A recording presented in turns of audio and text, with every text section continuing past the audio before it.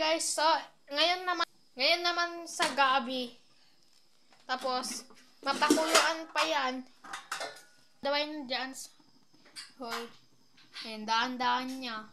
Baka mainitan. Daan-daan lang din para mas matuyo ang kamay na daw. Naku, ang ba? Oh, ayan, para ipadaway daw, daan-daan niya. Tapos dinanda. Para ipadaway. Ayun na yung isang kamay.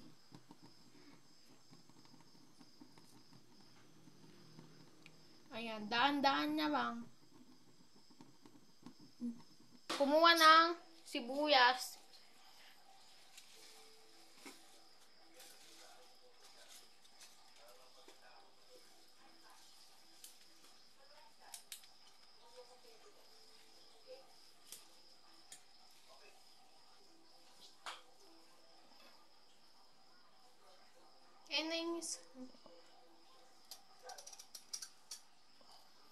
Ayun yung isang ginger.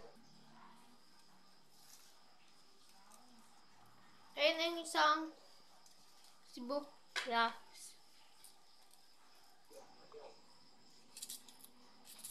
Hiniwahi niya lang. Hindi na i-mince. Kasi hindi pa pwede i-mince ka mang pwede. Ihiwa lang. Ganyan ang procedure. Tapos, ito na yung isa. Nahiwa na din yung isang ginger.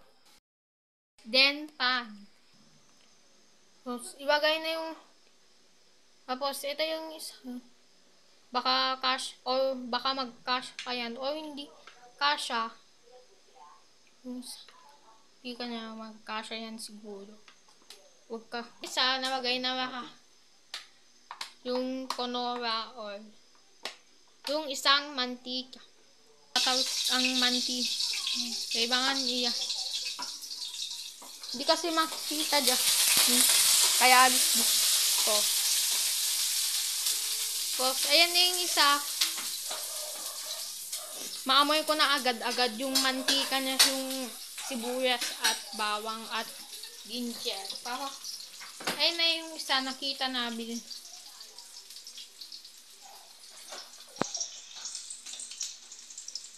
Para i-mix ko. Isang gabi. Ayan na yung isang bagoong. Tapos, ito na yung isang bagoong na lagyan ng bagoong. Tapos, bago lagyan mamayat ng tubig, konti lang din ang iwagay niya sa dito.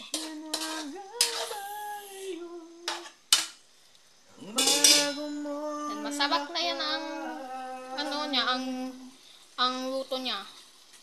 Maamoy na agad yung bagoong. Tapos din, ayun na yung adlimad. Ito niya. Marunong talaga magluto. Makontrol na pa lahat yung mga bagoong. Ganun siya, para simpehan. Bilis talaga magluto. Kung siya talaga magluto ay ang bilis. Grabe ka talaga sa luto. Kumain na kayo lahat. Para ako, kumain na din ako. Bye!